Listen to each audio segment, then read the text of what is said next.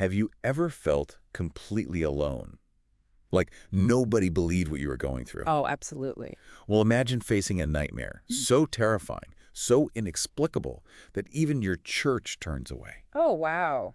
That's what Latoya Ammons and her family faced in their Gary, Indiana home. Mm, A case that really just sent ripples through the paranormal community. I bet. And beyond, really. Yeah. What makes the Ammons case so compelling, I think, Yeah. is it starts with a familiar struggle. Okay. A single mother trying to provide a stable home for her kids. Right. Something a lot of us can relate to, that desire for a fresh start, Yeah, yeah. But in this case, the search for peace Uh-huh. leads them directly into this just maelstrom of unsettling events. Oh, wow. And it's not a gradual buildup either. Oh, really? Almost from the moment they move into this rental house in November 2011, Okay. things start to get strange. We're talking swarms of black flies in the dead of winter. Oh. Heavy footsteps echoing from an empty basement. Those little things that make you wonder if you're really alone Oh, yeah. I hate that. in the house, Right, right. Yeah, Yeah. those early occurrences. Yeah, While unsettling, could be explained away as just, right. oh, the whole house is settling. Yeah, Pipes make noises, right? yeah. But there's a detail that really sets the stage for what's to come. Okay, The kitchen light. okay. Every time they flipped the switch, it would flicker and crackle Huh. with an intensity that, Right. went beyond just wiring issues. You Yeah. know what I mean? Yeah.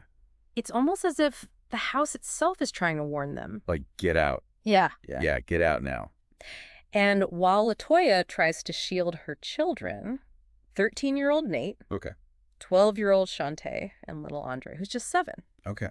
From these strange events, the paranormal activity starts targeting them directly. Oh, no. Shantae finds her bedroom door mysteriously held shut as if by an unseen hand. Oh! And then the children begin describing this ghostly figure. An elderly woman with piercing red eyes who they call Walking Death.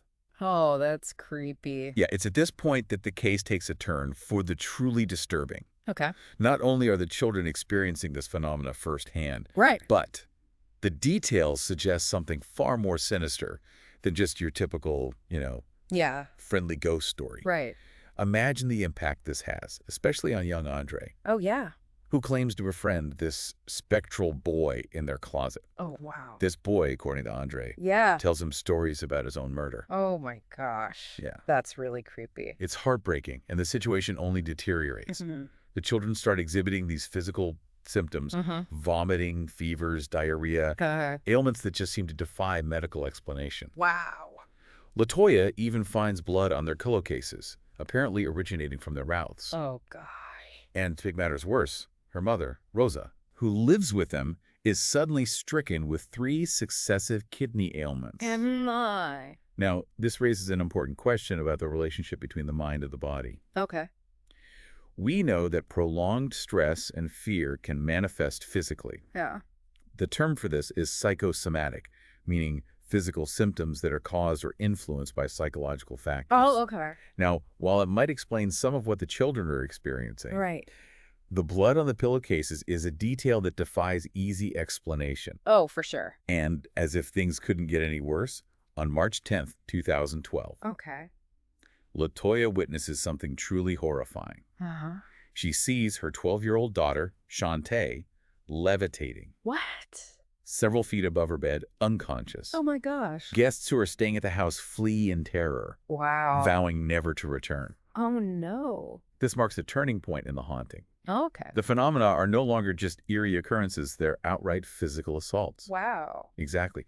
We go from strange noises and shadows to reports of Shantae being yanked off the couch and thrown to the floor. Goodness. One of the boys being pulled to the bathroom floor. Oh. And even Shantae being lifted and thrown into the refrigerator. No. These aren't just imagined events. Right. There are physical consequences and multiple witnesses Wow. who can corroborate these claims. That's crazy. And I have to imagine that, as a mother, Latoya is feeling completely overwhelmed at this point. Yeah. Desperate for help, she turns to her church, Okay. a place that should offer solace and support. Right. But she's met with skepticism Oh. and refusal. Even other churches in the area offer similar responses. leaving her feeling abandoned by the very community that she thought she could rely on. Wow, how awful. It's a classic example of the system failing those who need it most. Yeah. Feeling lost and alone, Latoya and Rosa consult clairvoyants, Okay. individuals who claim to have insight into the spirit world. Right. These clairvoyants confirm their worst fears. Oh, no. The house is overrun by not just a few, Uh-huh. but 200 demons. What? Their advice, Yeah. move. Oh, yeah. Makes sense. But for a family struggling financially, Right. simply packing up and moving isn't a realistic option. No, not at all. So they're stuck in this house, Right. facing what they believe to be a demonic infestation. Yeah. And they're essentially on their own. Yeah. What do? Right. Driven by a mother's instinct to protect her children, they resort to desperate measures. Okay. They try to cleanse the house themselves, Okay. using ammonia and olive oil, Huh. marking every door and window with a sign of the cross. They create altars adorned with religious icons and burn sage, hoping to repel this demonic presence.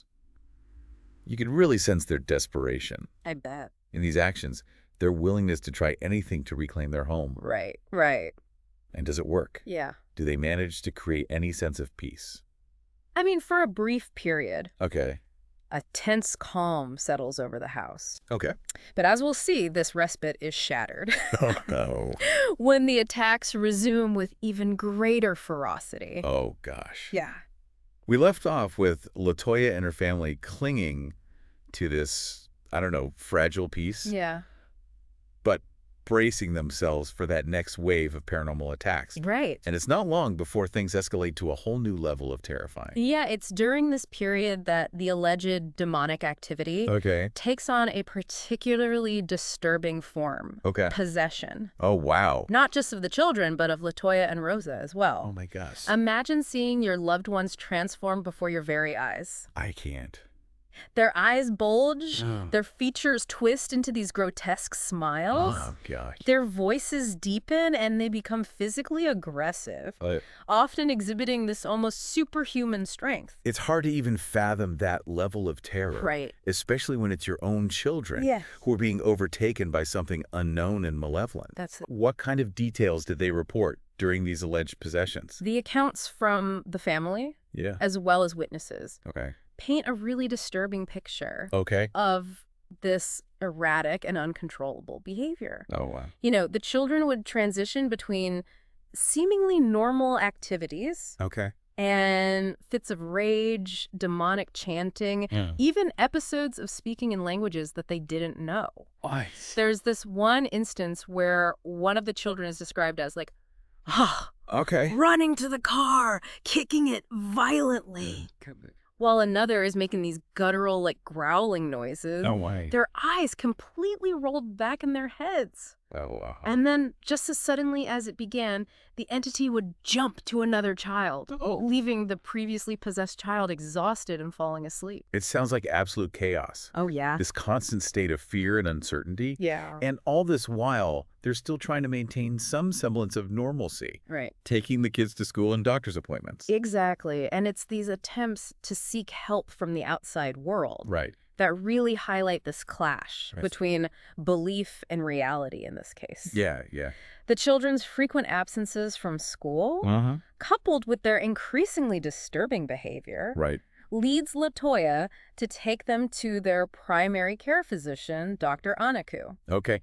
And what was his reaction to all of this? Right. I can't imagine a typical doctor's appointment being equipped to handle something like this. You're right. Yeah. This was far beyond the realm of, like, a typical medical case. Right, right. Dr. Anaku, a seasoned professional with over 20 years of experience, Wow. had never encountered anything remotely similar. Of course. He was visibly shaken by the children's stories Uh-huh. and their behavior during the examination, Okay. while his official notes reflect a belief that the family was experiencing a mental health crisis. Okay. Statements from his staff Yeah. tell a very different story. What do you mean? Did they observe something beyond what the doctor was willing to acknowledge? Absolutely. One staff member reported seeing Andre, Okay. the youngest, Uh-huh. being lifted and thrown into a wall, What? with nobody touching him. Oh, my gosh. Another described him making growling noises, Okay. his eyes rolling back in his head Mm. like as if in a trance. Wow. This behavior was so disturbing that staff actually called 911 Oh, wow. out of concern for the children's safety. So even medical professionals, Yeah. people trained to observe and document, Yeah. are witnessing events that defy their understanding Absolutely. of the natural world. Yeah. It really makes you question what was going on in that house. It's a crucial turning point because it introduces independent, right. credible witnesses into the narrative. Yeah. These aren't just family members Right. or friends with a vested interest in believing the story. Yeah. These are medical personnel and later police officers who are observing events that completely shatter Right. their preconceived notions of reality. And it's this escalating situation that eventually leads to an anonymous call Right. being made to Child Protective Services. Yeah. Talk about being caught between a rock and a hard place. Oh, absolutely. Latoya is trying to seek help for her children, Right. but now she's facing accusations of abuse and neglect. It's a heartbreaking paradox that highlights a larger issue. Right. How do we as a society deal with situations Right. that fall outside the realm of our understanding Right. when the very systems designed to protect the vulnerable Yeah. are confronted with events that defy explanation? Yeah. How do they respond? In this case, the response comes in the form of DCS caseworker Valerie Washington, Okay. who's assigned to investigate the situation, Uh-huh. and her involvement becomes pivotal as she becomes a first-hand witness Wow. to the unexplainable. During an interview with Andre, he claims that ghosts are attacking him and his brother. Oh, gosh. Then, in a moment that would be comical if it weren't so terrifying, Yeah. he grins, walks backwards up a wall to the ceiling, What? flips over Rosa, and lands on his feet without ever letting go of her hand. Hold on. Let me get this straight. Okay. He walked up the wall, across the ceiling, and flipped over his grandmother, Uh-huh. like defying gravity. Yes. And multiple people saw this happen. Multiple people, medical staff, Wow. police officers, Oh, my God. witnessed this event and were left stunned. I can imagine. What's even more remarkable is that when asked to repeat the action, Yeah. Andre was unable to do so. Oh, wow.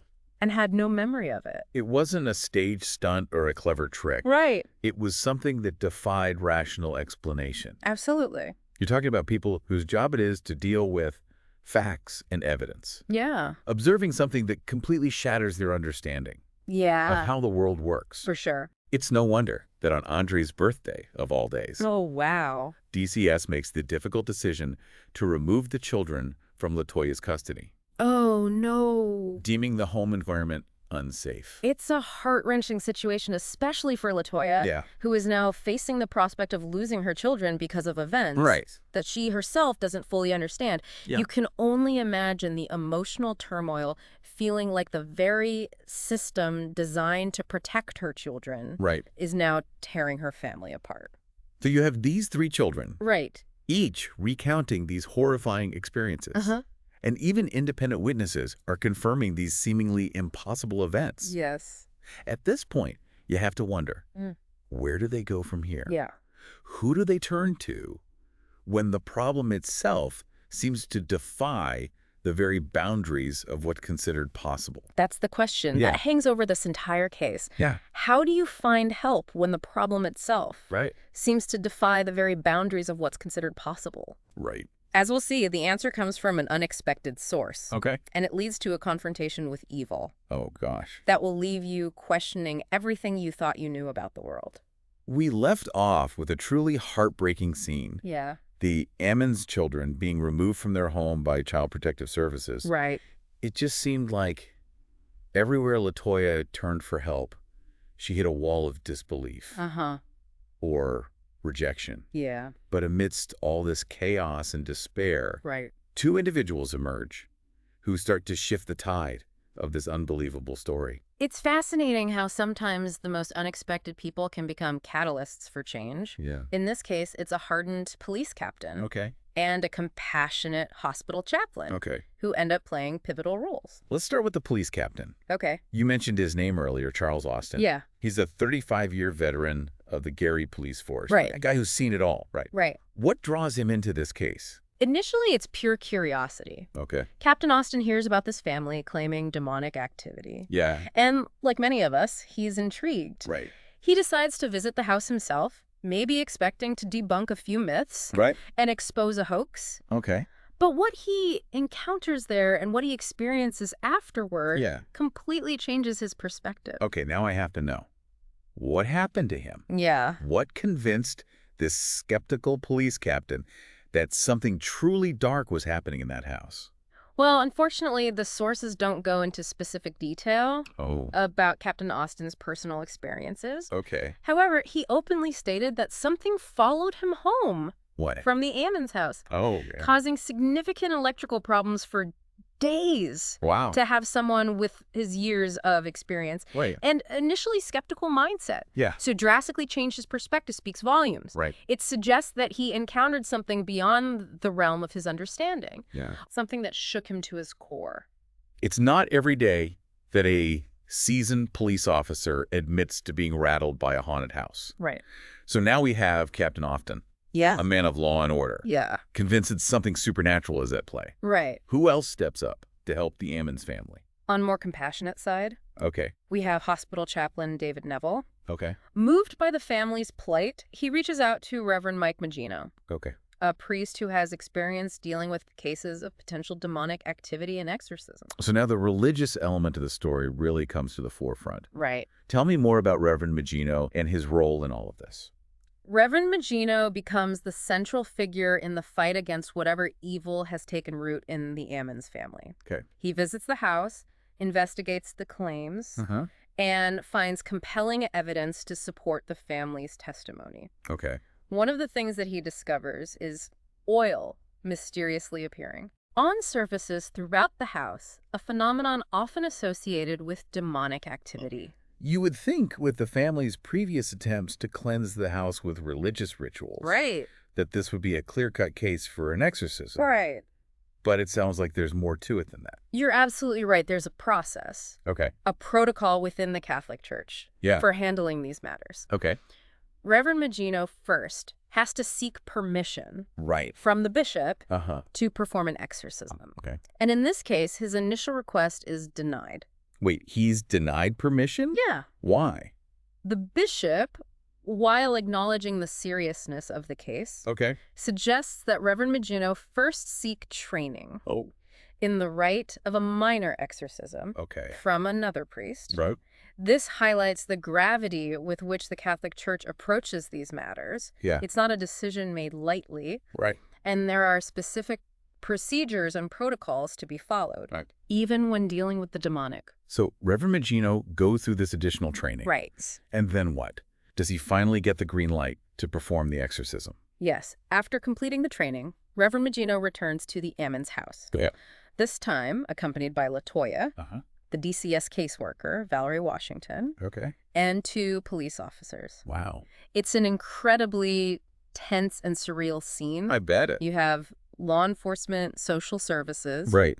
and the clergy Yeah. all coming together to confront something that most of society would dismiss as fantasy. Talk about a clash of worlds. And Right. during this exorcism attempt, did anything unusual happen? Something remarkable happens Okay. that really adds to the intrigue of the case. Okay. As Reverend Magino performs the ritual, Yeah. he instructs Latoya to look up the names of the demons Okay. that might be present. Right. However, each time she tries to do this on her computer, Uh, it shuts down without explanation. wow. And as she persists, He starts to feel physically ill. Oh, God. As if something is actively working against them. It's almost like the entities themselves are aware of what's happening Right. and are trying to block them Yeah. from discovering their identities. Exactly. But they persevere. Okay. And eventually they discover the names. Mm-hmm. Beelzebub, Uh-huh. the Lord of the Flies, Right.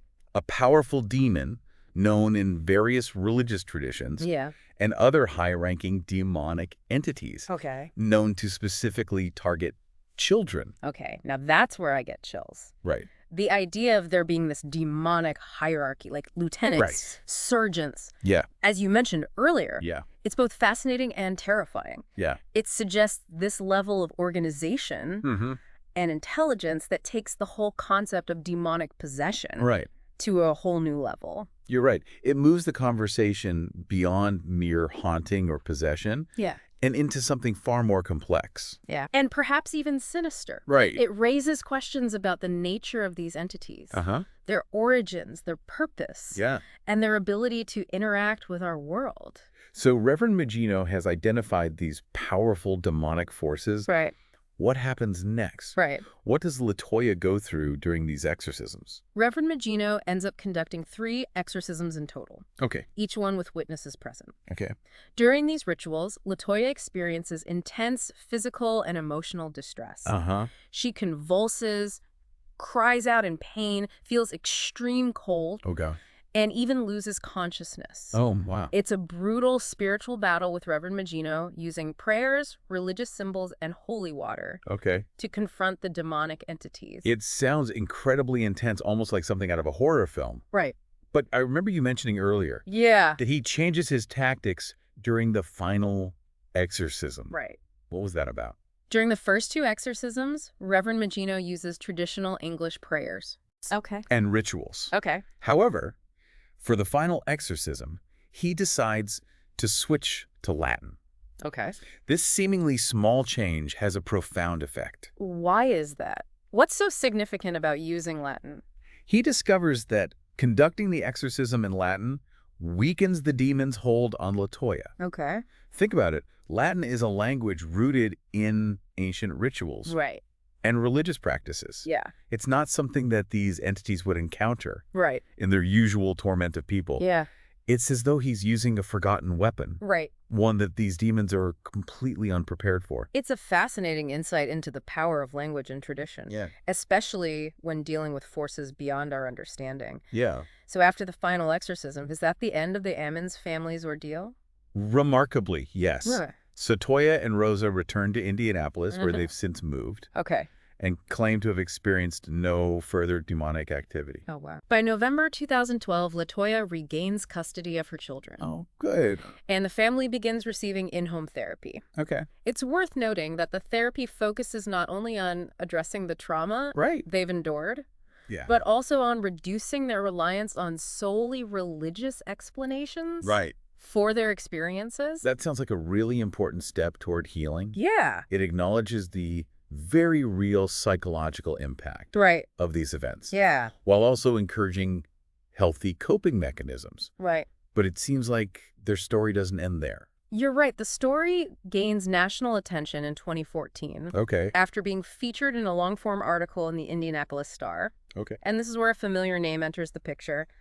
Zach Bagans Oh, yeah. of Ghost Adventures. Zach Bagans, the paranormal investigator. Yes. The guy who's built a career and even a museum Right. around the paranormal. Exactly. What's his take on the Ammons haunting? Bagans is so intrigued by the case that he purchases the house What? for $35,000 Wow. and produces a documentary about it, Okay. calling it The Next Amityville, Yeah. but emphasizing its authenticity. Oh, wow. He even goes so far as to have the house demolished. Wait, he demolishes the house. Yes. Zach Bagans, the guy who collects haunted objects, I know. destroys a potentially valuable piece of paranormal history. I know, right? That's a pretty strong statement coming from him. It is. He states that he's never encountered anything quite like what he sensed in that house. Wow. And he genuinely feared for the safety Yeah. of anyone who might step foot inside. Wow. It makes you wonder what exactly he experienced that convinced him to take such drastic action. That's definitely a question for another deep dive, perhaps. Right. But in the meantime, the Ammons family's story continues to fascinate and horrify. It does. In 2023, their story was even adapted into a film called The Deliverance, Right. directed by Lee Daniels, and starring Andra Day and Glenn Close. Wow. It's a testament to the enduring power of their story, Right. one that continues to captivate and horrify audiences. The Ammons haunting remains one of the most well-documented and widely discussed cases of alleged demonic activity. Yeah. It raises profound questions about the nature of belief, the limits of our understanding of reality, Right. and the very real consequences of encountering forces beyond our control. It also challenges us to consider how we would react Yeah, if faced with the unexplainable. absolutely. Where would we turn for help? Yeah. And could we reconcile such events with our own worldview? Right. These are questions worth pondering, Definitely. especially after diving into such a chilling and complex case. And as always, we encourage you to do your own research, Yeah. explore different perspectives, Right. and draw your own conclusions about this case. Absolutely. The world is full of mysteries, It is. and sometimes the most unsettling ones hit closest to home.